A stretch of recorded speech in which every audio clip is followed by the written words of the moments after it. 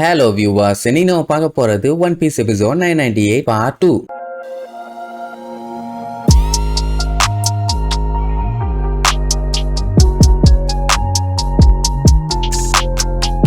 Open பண்ணா போன பாட்டுல நம்ம செஞ்சு வைப்ரேஷன் ஆகி எமோஷன் ஆகி டெம்டேஷன் ஆகி ஓங்கி ஒரு உதைய விட்டான்ல. ஆனா அந்த உதைக்கு வேல்யூவே இல்லாம போச்சு. ஏன்னா அந்த கிங் அசால்ட்டா தடுத்து விட்டான். அதுக்கப்புறம் காலை புடிச்சு தூக்கிட்டு வீசிடுவான். சரி அதுக்கப்புறமாச்சு விடுவான்னு பார்த்தா பிளைங்ல மின்னல் வேகத்துல வந்து விரட்டுன்னு நம்மளால விரட்ட ஆரம்பிச்சிட்டான். சஞ்சயுமே முடிஞ்ச அளவுக்கு வேகமா தப்பிக்க ட்ரை பண்ணா. ஆனா அவனால முடியல. அவனோட வாயை வச்சே நம்ம பையில லாக் பண்ணிட்டான். இந்த வேகத்துல போய் எதிரையாவது டேஷ் ஆனான்னு வைங்க, அவ்வளவுதான் கம்ப்ளீட்டா காலி. வயித்துல ஓட்டையா விழுந்துரும் அவ்வளவு வேகம். அதனாலேயே நம்ம செஞ்சு கிங்க புடிச்சு பச்சை திட்டுவான். ஆனாலுமே அவன் விரதா இல்ல. போன வேகத்துல ஒரே இடி, பயங்கரமான பிளாஸ்ட். லூஃபி மத்தவங்க எல்லாத்துக்குமே சமய பீதி ஆயிடுச்சு. ஐயோ சஞ்சிக்கு ஏதாச்சும் ஆயிடுச்சோன்னு. ஏன்னா அந்த அட்டாக்கு சாதாரண அட்டாக் இல்ல, மரணத்தனமா விழுந்திருக்குது. எப்படியும் அங்க அவன் ஏதாச்சும் பிரச்சனையில தான் இருப்பான். அதனால நான் அவனை போய் பாத்துக்கிறேன், நீ ஷினோபுவியும் மொமனசுகேவையும் பாத்துக்கன்னு சொல்லுவான். உடனே யமட்டோ வந்துகிட்டு நான் பாத்துக்கிறது ஓகே தானா, ஏன்னா அவன் என்னோட பையன் பா. மொத்தத்துல யமட்டோ அவளை கம்ப்ளீட்டா ஒரு குசுக்கி ஓடனாவே நினைச்சிட்டு இருக்கா. ஐயோ இவ தொல்லை தாங்க முடியே, போய் தொலை.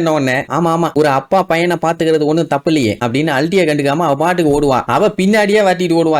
என்கிட்ட சண்டைக்கு வா, நானும் சண்டை போடணும்லன்னு. சரின்ட்டு லூஃபி கிளம்பலான்னு பார்த்தா பிக் மாம் விட மாட்டா போல. எங்க போற, எங்கடா போற, என்ன தாண்டி அதுக்கப்புறம் எந்த வேலைனாலும் போம்பாளா. உன்னை தாண்டணும்னா ஒலிம்பிக் பிளேயரால கூட முடியாது. நான் சஞ்சிக்கு ஹெல்ப் பண்ண போறேன், குறுக்க வராது, குறுக்கெலும்பு உடைச்சிருவேன்பா. அவ என்னடானா கேஷுவலா எங்களை அட்டாக் பண்ண வந்த எல்லா சாம்ராய்ஸையும் நான் கொன்னுட்டு மறுபடியும் விருந்த ஸ்டார்ட் பண்ண போறேன், எனக்கு பசிக்கும்ல அப்படின்ட்டு கேஷுவலா சொல்லுவா. எல்லாத்துக்கும் சந்தோஷம் தாங்க முடியல. ஆமா இவ இறங்கி எல்லாத்தையும் அட்டாக் பண்ண ஆரம்பிச்சானா டெஃபினட்டா எல்லாத்தையும் கொன்றுவா. இப்ப அவளுக்கு கடுப்பு என்னன்னா, அவ மகளோட வெட்டிங்க லூஃபி வந்து கெடுத்துட்டான், டீ பார்ட்டியையும் கெடுத்துட்டான், இவ்வளவு பெரிய விருந்து நடத்தி இருக்காங்க அதையும் கெடுத்துட்டான். மத்தவங்களோட என்ஜாய்மெண்ட்டை கெடுக்கிறது தானே உன்னோட ஒரே நோக்கம் அப்படின்னு ஏதோ இவங்க நல்லவங்க மாதிரி பேசிட்டு இருப்பான். ஏன் நம்ம கைடோ எடுத்துக்கங்க, அங்க அத்தனை பேத்துக்கு சாப்பாடு கொடுக்காம மொத்த சாப்பாடு இங்க கீழே ஊத்தி விளையாண்டுட்டு இருக்கானுல்ல, அது மட்டும் நியாயம். சரி இவனுகிட்ட என்ன நியாயம் தருமோ. பிக் மாமோட மைண்டுக்குள்ள ஓடிட்டு இருக்க ஒரே விஷயம், நம்ம லூஃபி கேக்கு மேல ஏறி விளையாண்டானே, அவ கண்ணு முன்னாடியே அந்த கேக் அழிஞ்சு போச்சு. அதுல பயங்கரமான வெறி. அண்ட் அது மட்டும் இல்லாம அந்த டைம்ல தான் அவங்க அம்மாவோட போட்டோவையும் உடைச்சிருக்காங்க. அவளை முழுசா திங்கும் போது கவலைப்படல, உடைச்சதுக்கு கடுப்பாகலாமா.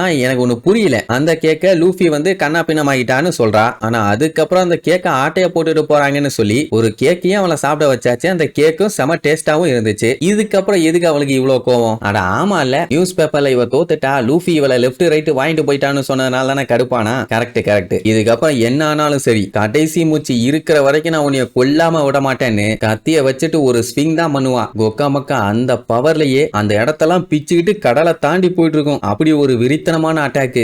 இப்ப மேட் என்னன்னா, இவளை கடுப்பு ஏத்துறது ரொம்ப ஈஸி. இதே மாதிரி கைடோக்கு முன்னாடி போய் நின்னுகிட்டு ஜிங்கிச்சிக்கன்னு ஆனா அவ அட்டாக் பண்ணுவா, கைடோ மேல அடி விழும், அப்புறம் ரெண்டு பேரும் அடிச்சுக்குவாங்கல்ல. ஆனா அப்படி ஜெயிச்சாலாம் நம்ம பையன் ஒத்துக்க மாட்டான்னு வைங்க. இப்ப இவளோட பவரை பார்த்துட்டு சுத்தி இருக்க சாம்ராய்ஸ்கெல்லாம் அள்ளு விட்டுருச்சு. என்ன இவ்வளவு பயங்கரமா இருக்கா, இப்படி ஒருத்திய நாங்க பார்த்ததே இல்லையேன்னு ஒரு சில பேர் இவளை பத்தி கேள்விப்பட்டிருக்காங்க. கைடோ மாதிரியே இவளும் ஒரு பைரட் கேப்டன் தான், ரொம்ப பயங்கரமானவன். ஒண்ணு அப்ப ரெண்டு கைடோவை நம்ம ஃபேஸ் பண்ணுமா? அவன் ஒருத்தனே அவ்வளவு பயங்கரமானவன், இதுல ரெண்டு பேரனா கீஞ்சுது. இப்ப லூஃபி எப்படியாச்சும் சஞ்சியும் மொமனசுகேவையும் காப்பாத்தணும். இவன் முன்னாடி ஓடிட்டு இருந்தான்னா டெஃபினட்டா இவளும் ஃபாலோ பண்ணி வருவா. அது அவங்களுக்குமே பிரச்சனை. அதனால என்ன பண்ணலாம் ஏது பண்ணலான்ட்டு பயங்கரமா யோசிப்பான். எங்க பிக் மாமுக்கு ஒரே ஆச்சரியம், இவளோட அட்டாக்ல எப்படி அவன் தப்பிச்சான்னு. சரி பரவாயில்ல, ஒன்னுல தானே தப்பிச்ச, ஏய் நான் 1000 வாட்டி அடிப்பேன், ஏ ஜோயிஸ் எங்க வா அப்படின்னு கூப்பிட்டா ஆளை காணோம். எங்க போனா இவன்னு திரும்பி பார்த்தா நம்ம நமி தூக்கிட்டு ஓடிட்டு இருக்கா. விடுவாளா அவ? விரட்டுன்னு விரட்டுவா. ஜூஸ் புலம்பி தள்ளும், நமி நம்மளால எல்லாம் எஸ்கேப் ஆக முடியாது, டெஃபினட்டா நம்மள கொன்றுவா அப்படி இப்படின்னு அது ஒரு சைடு புலம்பி தள்ளுது. உடனே பிக் மாம் பார்த்துட்டு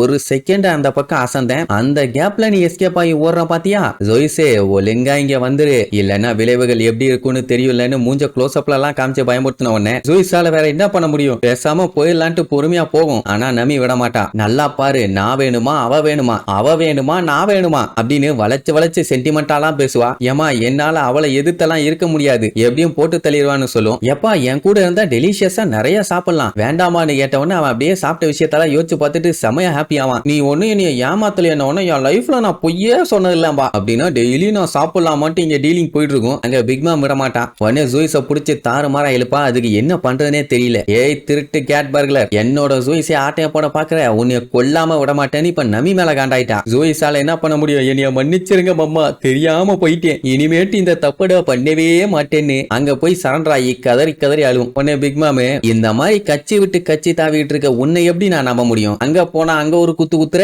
இங்க வந்தா இங்க ஒரு குத்து குத்துற, உன்னை நம்ப முடியப்பா. உன்னை நம்ப வைக்கிறதுக்கு நான் என்ன பண்ணுன்னு சொல்லுங்க? தாறுமாறா பண்ணி தெருக்க விட்டுறேன்னு சொல்லுமா? நான் என்ன சொன்னாலும் பண்ணுவில்ல, அவங்கள காலி பண்ணு அப்படின்ட்டு ஆர்டர் கொடுத்துருவா. அந்த டைம் தான் நம்ம பிராங்கி சும்மா பைக்ல மின்னல் வேகத்துல வந்துட்டு இருப்பான், எப்படியாச்சும் நமிய காப்பாத்தணும்னு. இங்க பிக் மாம் பாத்தீங்கன்னா ஜூயிஸை யூஸ் பண்ணியே நமிய மொத்தமா காலி பண்ணலாம்னு முடிவு பண்ணிட்டா. அதை அழுதுகிட்டே சொல்லும், நமி என்னைய மன்னிச்சிரு, எனக்கு இதை விட்டா வேற வழி தெரியலன்னு. அப்பதான் நம்ம ப்ரூக்கு களத்துல இறங்குவான். இங்க நமிக்கு ரெஸ்ட் இன் பீஸ் எல்லாம் சொல்லியாச்சு. அவங்க கதறிக்கிட்டே ஓடுவா, யாராச்சும் நீ காப்பாத்துங்கடா, என்னைய கொல்ல போறாங்கடா கொல்ல போறாங்கன்னு.